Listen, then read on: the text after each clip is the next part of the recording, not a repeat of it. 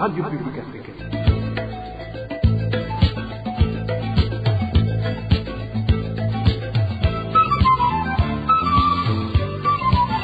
Radio Publique Africaine.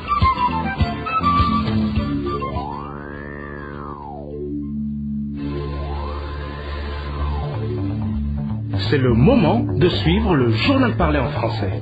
À la présentation, Émile Nivasumbo. Bienvenue dans ce journal du 26 juin 2021. Commençons par ses principaux titres.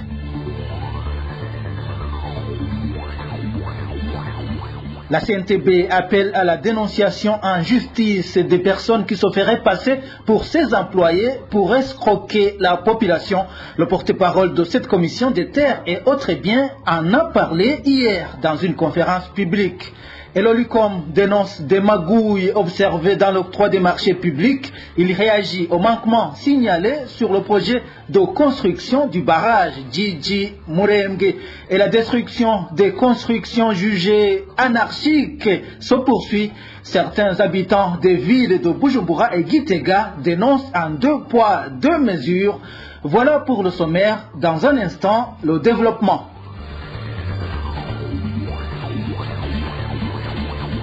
Page sécurité pour commencer. 2 hommes ont été tués la nuit dernière dans le village 3, commune Gihanga de la province de Bubanza. Les habitants de cette localité indiquent que ces 2 hommes étaient des voleurs. Ce matin, leurs corps ont été retrouvés dans 2 endroits différents. Les détails avec Marie-Ange Irakoze. Les habitants du village 3, commune Gihanga, disent que c'était vers 3 heures du matin quand ils ont entendu des cris. Ces personnes se déplaçaient en criant, selon ce témoignage d'un habitant de la 15e avenue. Les cris ont duré un moment et on les a entendus jusqu'ici, à la 15e avenue du village 3. Ils disaient que les voleurs venaient de voler un sac de riz chez une parenté de l'administrateur de la commune Gihanga. Ces voleurs ont jeté par terre ce sac. L'un a fui vers l'école Nyeshanga, l'autre a couru vers la 14e avenue près du cimetière. Ce dernier a été arrêté et battu. Gisumidi a été battu violemment. Certains de ceux qui l'ont frappé ont proposé de l'amener à la brigade. Les autres ont refusé car parmi ceux qui le battaient, il y avait des Imbonerakure. La source de la RPA à Gihanga indique que l'un de ces voleurs est surnommé Gisumidi et habitait à Gihanga, mais son ami n'était pas connu dans cette localité. Le corps sans vie découvert ici, tout près d'un cimetière du village 3, était d'un certain Gisumidi. L'autre a été découvert dans les eucalyptus, tout près de l'école de Moguerero à Nyeshanga. Il n'avait pas d'identité sur lui. Il n'a pas été reconnu car il n'est pas d'ici. Gisumidi habitait ici à la Gaza, en commune Gihanga. Son compagnon qui n'a pas été identifié a été tué, décapité. Il y avait une pierre sur son visage. Selon des informations recueillies sur place, Gisumidi a été enterré par les administratifs. Le corps de l'autre qui n'a pas été identifié a été transporté à la morgue de l'hôpital de Mahanda. Les habitants de Gihanga dénoncent cette justice populaire qui n'est pas une première. Ils demandent aux administratifs d'éradiquer ce comportement. Un autre cadavre a été découvert dans la commune Gitaramuka de la province Karuzi. C'était hier. Il s'agit d'une femme retrouvée pendue dans sa propre maison. Cette femme aurait été tuée par son mari, Éloge Divin Remesha. Yvette Aragirimana, une jeune femme de 23 ans et habitant la colline Mugendo de la commune Gitaramuka en province Karuzi, s'est couchée tôt jeudi soir comme d'habitude. Selon le voisinage, son mari Jean-Claude Aragirimana, lui était rentré tard dans la nuit. Et selon le même voisinage, c'est son mari qui a alerté vendredi matin disant que sa femme s'était suicidée. Le corps de la femme était suspendu sur une corde accrochée à une perche qui se trouvait à l'intérieur de la maison. Cependant,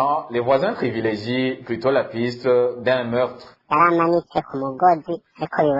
Le corps était suspendu sur une corde, mais c'est visible qu'elle a été tuée puis suspendue pour faire penser à un suicide. Une fois le corps descendu, on a pu voir des petites blessures au niveau du cou, ce qui fait croire qu'elle a essayé de résister quand elle se faisait étrangler. Jusqu'à présent, ses voisins disent ignorer ce qui aurait poussé Jean-Claude Habyarimana à tuer sa femme. On a essayé de lui demander pourquoi cet acte, mais il n'a rien révélé. Les informations recueillies chez certains membres de cette famille indiquent que Jean-Claude Habyarimana avait déjà une deuxième femme à Bujumbura avec qui il aurait eu un garçon. Yvette Habyarimana, elle, n'avait que des filles. Selon des sources policières, n'eût été l'intervention de la police, les voisins allaient se faire justice en lapidant Jean-Claude Habyarimana. Pour clôturer cette page sécurité, parlons de ces deux personnes de la zone Gitara, commune Mawanda, en province Makamba, dont nous vous avons parlé dans notre édition d'hier. Ces deux personnes ont été localisées par leurs familles respectives. Elles sont actuellement incarcérées dans les cachots du commissariat de la province Makamba. Il s'agit d'Antigone Sindaigaya et de Francine Nionsawa. Elles avaient été embarquées dans un véhicule de type pick-up à bord duquel se trouvait le patron des services de renseignement en province Makamba en compagnie de Serge Niwayuwahe, chef de la zone Gitara. Nous profitons de l'occasion pour rectifier. L'administrateur de la commune Mabanda répond au nom de Jean-Berry Hatungimana et non David Ndikuriyo, comme nous l'avions mentionné. Les informations qui nous sont parvenues plus tard nous révélaient que David Ndikuriyo n'est plus de ce monde. La RPA tient à présenter ses excuses à la famille éprouvée. Dans un instant, nous ouvrons la page politique. RPA. Le système judiciaire du Burundi a continué d'être contrôlé par le parti au pouvoir, le CNDD-FDD, durant cette première année de pouvoir d'Évariste Ndayishimiye. Les témoignages des hauts fonctionnaires de ce système contenus dans le rapport de l'IDHB de ce mercredi peignent un système judiciaire gangréné par la corruption, l'ingérence des autorités du CNDD-FDD dans les procès et l'incapacité des institutions de tutelle à concrétiser les réformes. Dani Claire Iratumva a lu le rapport. Malgré les multiples discours d'Évariste Ndayishimiye promettant de mettre fin à l'impunité et de garantir le respect de la loi, plusieurs autorités judiciaires qui se sont entretenues avec l'IDHB ont déclaré n'avoir remarqué aucun changement concernant des préoccupations urgentes, telles que les détentions arbitraires et la corruption. Dans le chapitre du dit rapport intitulé « La justice, obéir au parti au pouvoir plutôt qu'à la loi », un des présidents du tribunal a affirmé que le système judiciaire burundais reste profondément dysfonctionnel ainsi que politiquement et financièrement corrompu. Plusieurs autorités judiciaires ont indiqué que le processus de recrutement de procureurs et de chefs de juridiction était l'une des causes de manque d'indépendance. Selon elles, les autorités judiciaires sont recrutées en fonction de leurs affiliations politiques. Contrairement à d'autres secteurs, très peu de juges, chefs de juridiction ou procureurs ont été remplacés jusqu'à présent. Cela a conduit à une poursuite de pratiques douteuses héritées de l'ère du président Nkurunziza, notamment l'ingérence constante de politiciens, des membres du CNDD-FDD ou des forces de sécurité influençant l'issue des procès ou contrecarrant les décisions rendues par la justice, en déduit l'IDHB.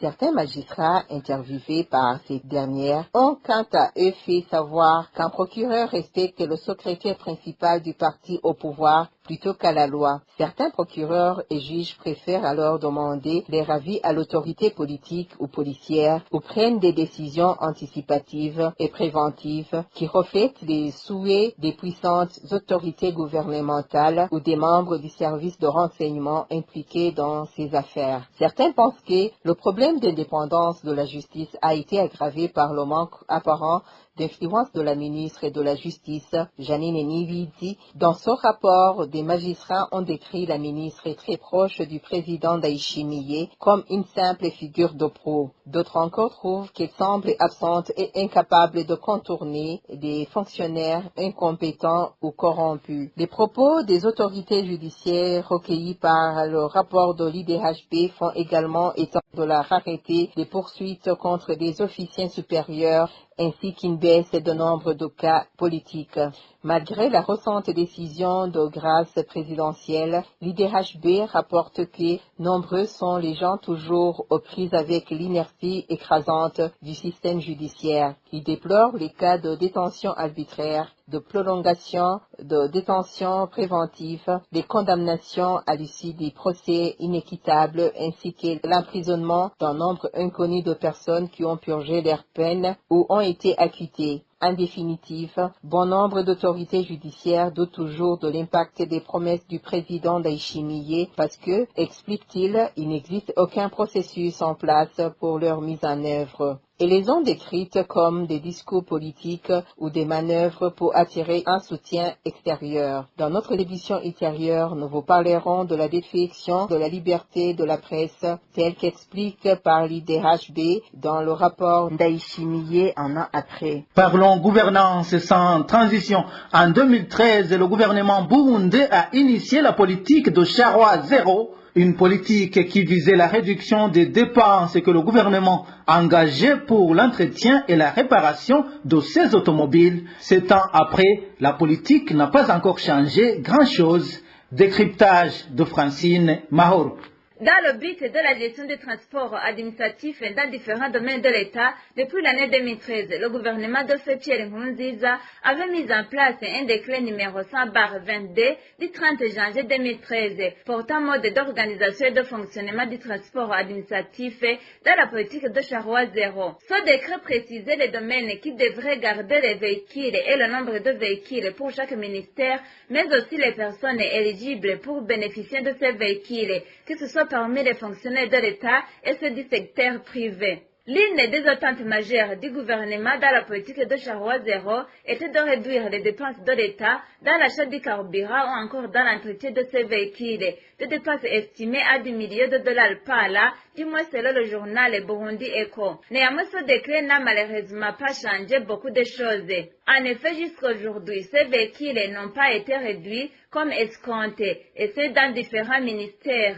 De plus, les dépenses du gouvernement pour les entretiens n'ont pas été diminuées pour autant. Cela se remarque dans la croissance des dépenses du gouvernement dans les entretiens et la réparation de ces véhicules. Depuis la mise en application de ce décret, les dépenses du gouvernement ont augmenté de 2,1%, c'est-à-dire qu'elle a passé de 4,7 milliards à 4,8 milliards selon le journal Burundi Echo. À part l'année 2016 où les dépenses dans les transports administratifs ont été diminuées un peu, pour les années restantes, ces dépenses n'ont pas été diminuées. Tout cela à cause de la mauvaise organisation de la gestion du Charroi Zéro, ce qui fait que même aujourd'hui, rien n'a été changé dans les transports administratifs, de même que pour les dépenses de l'État dans différents ministères. Nous parlons toujours gouvernance et les magouilles qui s'observent dans l'octroi des marchés publics sont dues au fait que les intérêts sectaires priment sur les intérêts du pays. C'est du moins la réaction de Gabriel Rufyiri, président de l'Olicom,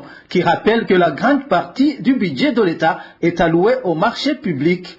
Sa réaction est consécutive aux manquements qui se sont observés dans l'octroi du marché de construction du barrage de Djidji et Murenge, le barrage dont les travaux n'ont pas encore démarré, enregistrant déjà un retard de 2 ans et 8 mois. Pour Gabriel Rufyiri, le président de la République devrait arrêter ceux qui sont derrière ces magouilles. Suivez plutôt Gabriel Rufyiri. Nous voyons qu'il y a beaucoup de tracasseries financières et administratives, de tel point qu'un marché où les commissions ne sont pas débloquées, ce marché ne peut pas être exécuté. C'est ce que nous constatons dans plusieurs marchés publics. Par les marchés, il faut entendre par là des marchés qui sont exécutés sur base du budget général de l'État. Je dois vous dire que, par exemple, pour le budget actuel, plus de 1700 milliards de francs,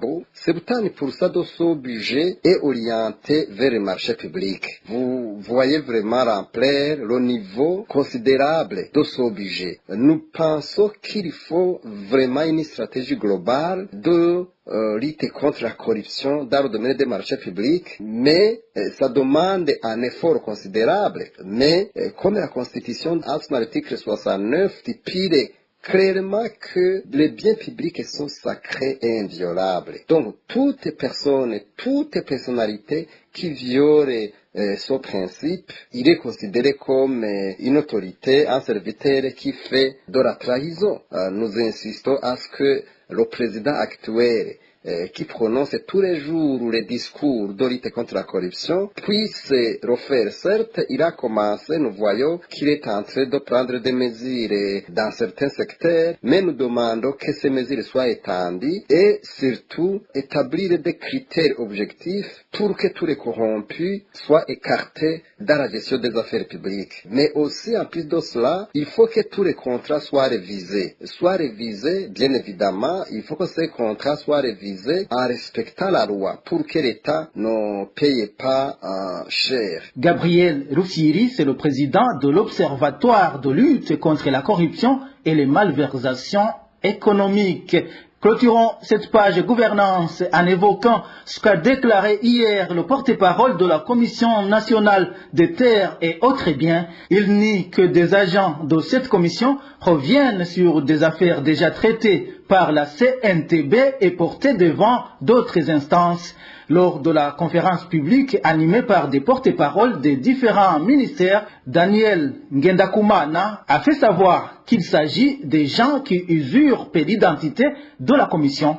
Le point avec Eloge Kwizera. L'un des participants à cette conférence publique a demandé au porte-parole de la commission des terres et autres biens CNTB sur des orientations de la population par les membres de cette commission. Le citoyen a donné l'exemple des membres de la CNTB qui continuent à traiter les conflits fonciers portés devant la Cour spéciale des terres et autres biens. Ce que Daniel Ngendakumana a nié expliqua que les agents ne sont pas autorisés à se mêler dans ces affaires. CNTB,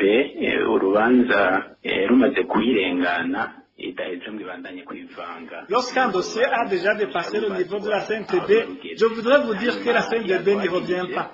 Donc, sur base de ces accusations de la population qui parle des agents de la CNTB qui retournent traiter les dossiers déjà conclus par la commission, je demanderai à la population de les arrêter et les traduire devant la justice, car ces gens-là ne seront pas de la CNTB.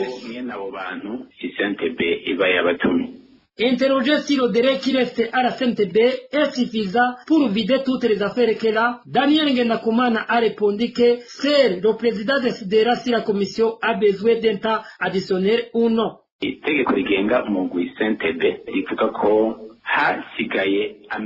La loi régissant la CNTB stipule que 2 mois avant la fin du mandat de la CNTB, la commission doit transmettre le rapport au bureau du président de la République. Donc, c'est le président qui décide de la prolongation ou non du mandat de la commission pour continuer à servir les citoyens. Ce qui a été d'ailleurs fait dans le passé, le mandat de la commission a été prolongé. Attendons donc la réponse qui proviendra du bureau du président de la République.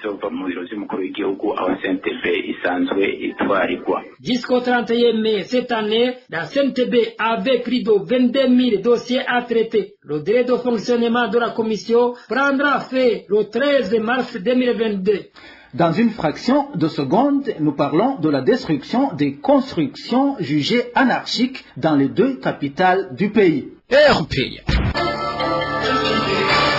Il s'observe des grognes chez les habitants des zones Giza, Rohero et Nyakabiga en mairie de Bujumbura suite à la destruction de leurs maisons par l'administration. Certains indiquent que les frais de construction de ces maisons détruites provenaient des prêts bancaires. Elvis Niyomwungere. En zone Nyakabiga, certains habitants indiquent qu'ils n'ont pas été avertis de cette opération. Ils accusent en outre les personnes chargées de démolir ces maisons de sadisme. Ce qui s'est passé avant-hier à Nyakabiga 3, 12e avenue, était grave, vraiment. Ceux qui étaient chargés de cette opération de détruire les maisons se sont montrés sadiques. Ils utilisent des pioches pour détruire. Certains habitants indiquent qu'ils n'ont pas été avertis de cette opération. Dans les zones Buiza et Rohero, nos sources témoignent qu'il y a des maisons qui ont été complètement mises à terre et certains propriétaires regrettent qu'ils avaient dû contracter des crédits à la banque pour construire ces maisons. Au niveau de l'avenue de l'université, on mesurait 6 mètres à partir des caniveaux. Vous comprenez que ce sont toutes les maisons qui ont été finalement détruites. Côté Rohero, tout près d'Obgiza, à l'endroit communément appelé autoroute, tous les kiosques ont été détruits. Les locataires des maisons détruites perdent de l'argent qu'ils avaient payé. Même les propriétaires des maisons se lamentent beaucoup.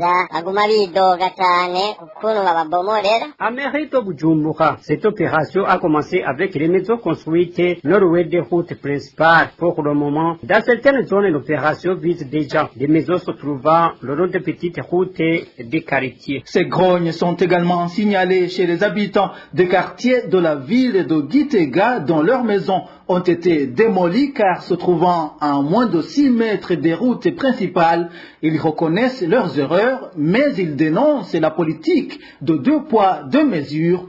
Eric Nyonzima. La décision de démolir toutes les maisons construites à moins de 6 mètres de la route principale a été annoncée aux habitants de Gitega au cours d'une réunion organisée au mois d'avril par le gouverneur de Gitega à l'intention des habitants des quartiers Bgoga, Magarama, Yoba et Nyabiharage. À ce moment, révèlent nos sources à Gitega, le gouverneur Venant Manirambona leur avait expliqué que cela avait pour but de rendre la ville propre. Selon les mêmes sources, même si les habitants concernés se sentaient lésés, ils ont obtempéré et ont eux-mêmes procédé à la démolition de leurs maisons d'habitation comme exigé. Au mois de mai, des envoyés spéciaux du gouverneur ont mis des signes de croix peints en rouge sur toutes les maisons devant être démolies. Nous nous sommes exécutés même si nous avons été consternés par l'injustice qui a caractérisé le choix des maisons à mettre à terre. En principe, si une loi est votée, elle devrait être appliquée sans distinction aucune, car personne n'est au-dessus de la loi. Ce déploiement des mesures dont parlent ces habitants de Gitega réside dans le fait que certains hommes d'affaires, surtout ceux présents au chef-lieu de la ville de Gitega, semblent avoir été épargnés cette mesure. Ce citoyen de Gitega qui s'est entretenu avec la RPA nous parle de certains immeubles qui n'ont pas été marqués alors qu'ils sont construits à moins de 6 mètres recommandés.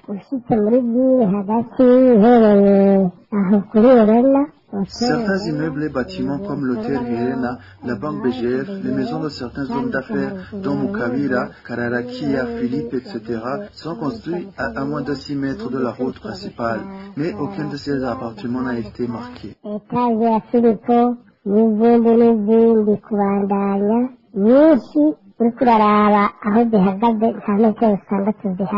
Pire encore, ces habitants sont agacés par le phénomène de certaines maisons qui portent des signes de croix rouge et qui n'ont pas été démolies alors que le délai leur donné par le gouverneur de Gitega est presque écoulé, d'où il demande que la loi soit appliquée sans sanction. Parlons de l'East African Community. Pour clore notre édition, la communauté est-africaine prône l'harmonisation des mesures anti-Covid au sein de ses États membres. Cette pandémie affecte le commerce transfrontalier et la liberté de mouvement de la population.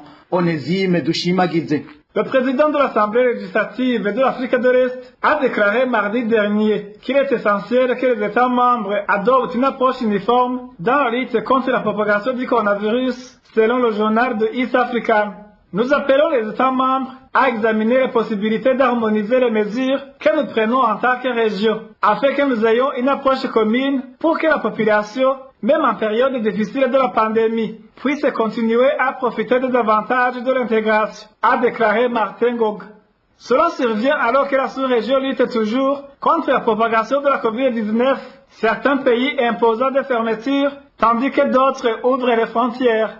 Selon toujours de East African, les ministres de l'EAC en charge de la santé se sont réunis et s'étaient mis d'accord sur la manière de gérer le problème de la pandémie et d'harmoniser les moyens de le gérer.